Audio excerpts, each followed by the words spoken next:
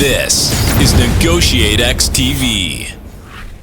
Welcome to the NEGOTIATEx podcast. I am your co-host, Nolan Martin. With me today is my good friend, Aram. Aram, as usual, sir, how are you doing? I'm good. I'm good. I got a fun little story to tell you though to start us off. All right, let's hear it. All right. So my wife's been gone for the last couple of weeks, and so I've been trying to survive with just me and the 6 kids. And new puppy, right? And new puppy. So far I've been able to do that. But it's warmed up here. We're finally getting a little bit of summer in the Northeast, and so had number of flies, just kids leaving doors open, flies getting in the house. Flies drive me crazy. So so I decided to tell one of my boys. I said, listen, if you I just like, the flies are everywhere. So I'm like, come on, if you can kill a fly, they're pretty fast. I said, I give you $1 for every fly you can kill. Challenge accepted. Right. So 12 dead. Challenge accepted. 12 dead flies later, he comes back and says, hey, Dad, you owe me $12. And I'm like, oh my goodness, what did I get myself into? Right. So overcommitted, right, which is something we always need to be aware of in negotiation. So I overcommitted, and so here I am thinking, oh no, I got to pay him $12, but my wife's not here; she'll never know. And then he says to me, or I'll just take a Coke. And I'm thinking, now I'm wondering, I'm wondering which one of us needs more negotiation advice. This young man who doesn't know the value of a Coke. Versus $12, or me, who's about ready to say, heck yeah, even though I know I'd get in huge trouble with his mom if she knew I was giving him a whole can of Coke. So what'd you end up doing? Well, I did the right thing. I gave him the Coke and save myself $12. And so we high five. He's quite excited. He goes walking out of my office. He trips on the stairs and spills half the Coke. Does he get reimbursed for that half, or is it gone? It was gone. Sale was done. It was his. So he was still happy because he got half the Coke. I was happy because he only had half the sugar. So I only felt half as guilty about the arrangement. So, anyways, that's a pretty good story. I don't think I have anything to top that. So we'll just carry on with today's conversation. So I am pumped about today's conversation because I think it's going to provide a lot of value for a lot of people that are stepping into a new position or potentially trying to renegotiate their salary with their employer. I know that you recently heard back from one of your previous students, and they were telling you about the amount of success they had by actually applying the same principles of negotiation to their salary negotiation. So I was hoping we could kind of talk about that today and kind of give some advice to all of our listeners. Yeah, it's a common question about how do I apply these skills to negotiate more effectively for a salary, for a new position, or even for a pay raise.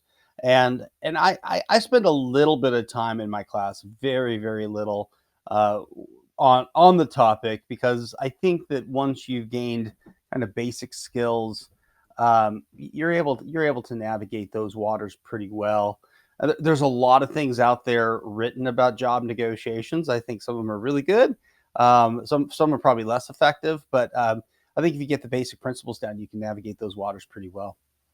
Yeah, and I think that's kind of why the principles of negotiation is so powerful, is because you can really apply it to anything. So yeah, but let's jump into it. So let's kind of talk about the background, like what were they trying to do, and kind of, yeah.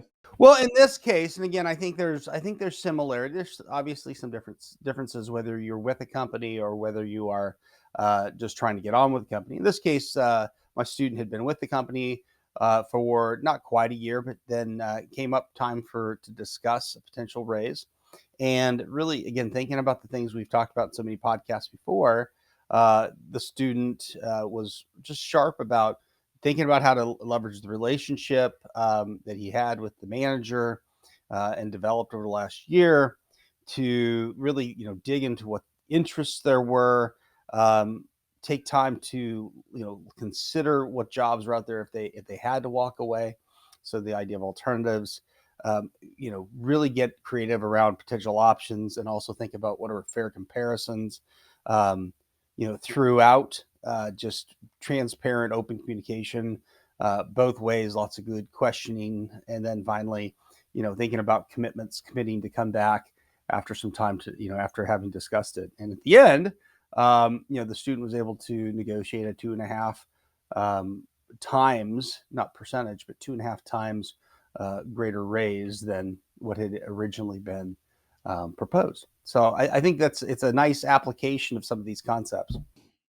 All right. So, and that kind of brings me up to the point of what we had talked about in the pre-call, and that's, do you always need to negotiate your salary when you're trying to land a new job? Yeah. So it's amazingly enough, that's somewhat controversial, right? So there are going to be some, career advisors out there that can tell you, oh, you always negotiate your salary. And, I would push back. I'd go back to my story with Jack. Jack would have been better served, my son. He would have been better served to not negotiate further, and just take the $12 he'd been offered versus negotiate further. Although it's an interesting study in what his interests were and his lack of understanding about what everything was worth. So no, you don't always negotiate. If you came to me today, Nolan, with a proposal or an offer that satisfied my interests in whole, because I really wanted to work for you, I really wanted this job, what you were offering me was incredibly fair, why would I negotiate that further and risk damage to the relationship, risk a possible no when that didn't need to be that way, or even risk, if you were to agree to something greater, risk putting you at some greater risk? So I don't think you always negotiate, and I think that when you do, there's a few things we can get into in terms of advice and principles that are pretty applicable. Yeah, so I'll tell you the biggest thing I would tell anyone if they're negotiating, whether for their initial salary or as part of a raise or promotion, is um, this negotiation is the first, or maybe second, maybe your job interview is the first opportunity to gain an impression of what it's going to be like for you to work for this company and for this company to work with you. So how you present yourself and how you carry yourself and how you communicate and how you engage on a problem to be resolved is really an important indicator, and it goes both ways. And so I wouldn't treat it lightly, and that's why I wouldn't be flippant and say you always negotiate. I would treat this process with tremendous respect. Yeah, and I think that goes the same way. So from my perspective, I've never had to go initially into a salary negotiation. However, I am a business owner, and so I've had to do this from the opposite end. And I think that there's a lot of alignment here, whether you're the business owner or the employee, as to finding some common ground and really working out the best solution. Yeah, agreed. Completely agreed, right? And that development of that relationship, the integrity of it really does go both ways. I think it's so wise for you to say that as a business owner. I'm curious, and to turn it kind of on you, and as you look at that negotiation you had, I mean, early stages of your own business, um, how did you handle some of the tensions about what you could provide, what you couldn't? What was some of your thinking as you went about that? Yeah, so I mean, I was honestly just completely open with. So we're talking about my writer, John, and I was just completely open with John. I was like, "Hey, here is what I can afford to pay you. I know that this is not necessarily the full value of your worth, but I also don't want you to feel like I'm dangling a carrot over your head and that I'm going to get to that salary anytime soon. So, I mean, I will work with you as to maybe, giving you more flexibility. Like I'm very loose on my deadlines because of this. I say, hey, I need you to work 30 hours a week. Like, here are the goals for the week. However, like, as long as we meet the publishing deadlines, I'm very flexible if we're operating within like 2 to 3 weeks in advance, or or he has the ability to work on the weekends if I'm working during the week. So I kind of tried to find other ways to kind of figure out how could I allow this to be better for him, even though he may not be getting the salary that we both are looking like we both want him to get. And that's just because we're a new company. And so, yeah. So I think you hit on a number of key points, right? So the first piece is the open transparency at the beginning. I think that's showing respect for the relationship between you and John. You're being polite and forthright. I would tell, if I'm on John's side, maybe, or if I'm advising the candidate asking for the salary, to be genuine, to be likable. But I think that applies for you as well, as the business owner. It's interesting. You talked about like fair worth, knowing your value on the market. And there's a number of websites you can go and see what jobs, the range that different jobs price out at. That's harder to do depending on the maturity of the company. So in your case, it's a little harder to either quantify that or even get to that. And see, maybe on the lower end of a spectrum, but it still sounds like that's part of the conversation, that was still part of the conversation. What's fair and reasonable?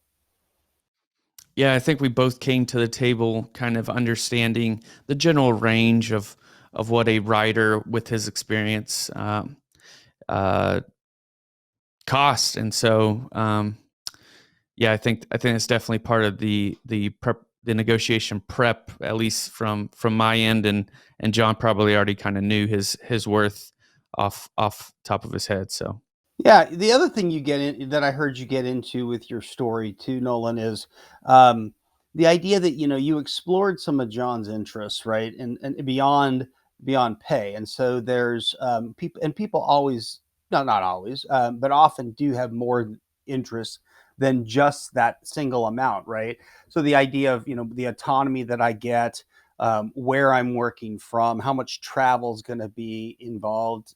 Am I a good fit with you as my employer, or with this company?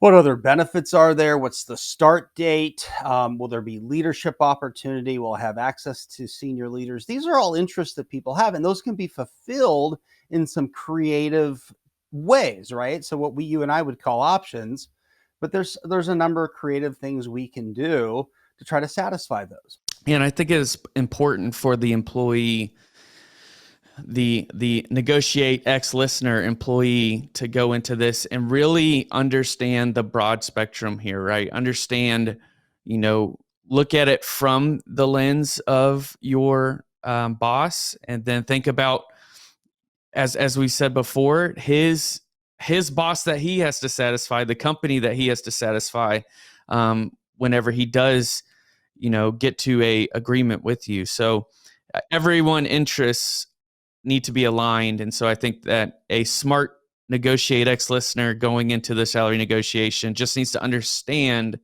where can I gain some ground and where should I just not push, because I'm smart enough to realize that it may not, it isn't there. Yeah, no, I absolutely know the role of the person you're negotiating with, and then kind of what is their ability to get creative. Because one piece of advice would be, after we've uncovered those interests that they have and we have, well, where is there room for creativity? Is it around a job title? Is it around some sort of conditional, whether that's time or performance based raise increase? Is it around company stock? Is it around a signing bonus, moving expenses, sorry, flexible work hours, the ability to work from home, commitments for future training, vacation time, so forth? Those are all creative solutions, and we've got to make sure that's something that the person we're negotiating with can actually do, or that we're equipping them to go have that conversation internally. Should that be what they need? Well, Aram, we had an awesome conversation today, but this is a podcast that is all about action. It's all about elevating your influence through purposeful negotiations. So with that, what are some action items we can give our listeners so that they could become better prepared when they are either going into a salary negotiation, or if they're the boss and looking to negotiate someone's salary. Yeah, I think the only other thing that I would probably add, so maybe two fourth. Obviously, we haven't talked about knowing your alternatives. In the story I told about my student, he took time to really know what his alternatives were. Looked at, they'd started to do a little fishing, even though he really wanted to be back at this company. So knowing your alternatives, and not underestimating yours and not overestimating theirs too. There's a reason why someone has offered you this job. There's a reason why someone has kept you on for a year. And for them to go out and externally hire someone else or to go back through the process is painful. So don't put too much of an overestimate on what their alternatives are. And be sure to research yours. The other piece of advice I would give here is sometimes what you need to negotiate for is more information or simply more time to make a decision. And I'm not talking about, trying to lead someone on needlessly, but I think sometimes just more information about the job, about what are we committing to, about expectations, that can be helpful. Or time, if I'm considering different options that I have, different job opportunities, a little bit more time, and being as transparent as possible.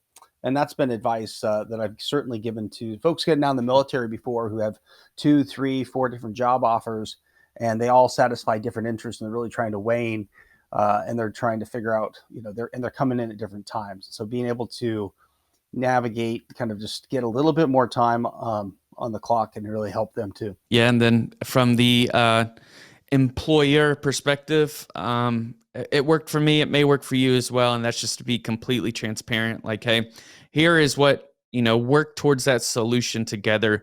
As the employer, you're still going to find out what are the interests of this employee and how can I best satisfy them to make sure that they are still growing in the company and they feel like there's some more opportunities to get where they want to get. So the next thing I would say, action item number 3, is go to Apple Podcasts or wherever you listen to this. We are growing. We really appreciate it. But also this time, if you could do us a little favor, if you could go to our LinkedIn page, NEGOTIATEx, we are creating a bunch of pictures and images to kind of just support what we're talking about in these podcast episodes. And it's just going to help convey the message a little bit better, or maybe even it's something that you want to share around with the employees in your company to help them become better negotiations, get turned on to this podcast. So yeah, interests are often more than just pay. So make sure, consider for all parties involved, full range of interests. As you think about those interests, there's a lot of creative things that companies are doing in 2021 to solve for differences in pay, because we're going to satisfy for other things. So be really creative. And then third, know what you're worth. Know your comparables. Have a fair understanding of what you are worth out there on the market. And if you're on the other side, if you're the employer hiring, know what this position is fairly worth. Have a solid range. That is all for us on today's podcast episode. If you have anything that you would like for us to cover in future episodes, you can shoot us an email at team@negotiatex.com.